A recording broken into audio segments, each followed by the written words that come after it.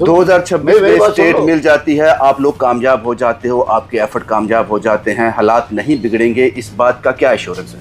ये लोगों का फैसला होता है अपना। पत्थरबाजी करने का नहीं करने का। मिनिस्टर साहब इधर बैठता था, मेरे इधर, दोनों को मार दिया गया। हाँ, राज किसका था उस वक्त? जी? हुकूमत किसकी थी? हमारी। सुनो मेरी सुनो, फिर तो बड़ा मजा। मोदी साहब ऐसा कौन सी चीज लेके आए जिससे ये सब कंट्रोल हो गया, जो आपके पास नहीं थी? कुछ हमारे पड़ोसी मुल्क का भी कसूर है। पड़ोसी तो आज भी वही है। सुनो, कुछ आज हमारा भी कसूर है, इधर से भी कसूर है, उधर से भी कसूर है। ये इधर वाले कौन है? इधर वाले हमारे देश के जो रहनुमा थे, उसमें कांग्रेस थी।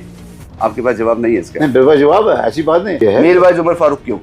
कि आप कहते हो कि अब सेपरेटिस्ट जो आइडिया खत्म हो गया जम्मू कश्मीर में, तो फिर इस पर क्यों आप इतना एतराज कर रहे हैं?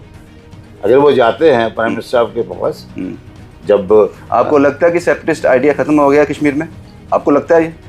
दिल्ली वाले यही कहते हैं। दिल्ली वाले यही कहते हैं। आपको क्या लगता है? इस पर अब अलग एक टॉपिक रखो, उस पर डिस्कस करेंगे। आपने महराज मलिक को इनवाइट नहीं किया इसमें?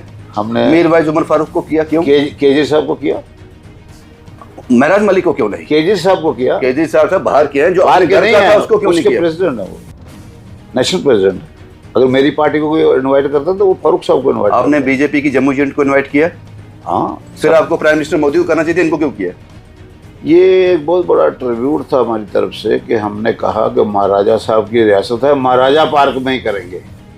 हम कहीं और भी कर सकते। वो दिखा क्यों नहीं? दिखा क्यों नहीं? हम कहीं और भी कर सकते थे। माला क्यों नहीं चढ़ाई? फूल माला। जलसा कहीं और भी कर सकते। अभिनंदन क्यों नहीं किया? जलसा कहीं और भी वो कर सकते थे, आपने यहाँ किया। जलसा कहीं, लेकिन वो क्यों नहीं था? क्या वो काम है जो स्टेट में मिलने के बाद आप लोग करने जा रहे हो, अभी दिक्कत आ रही है?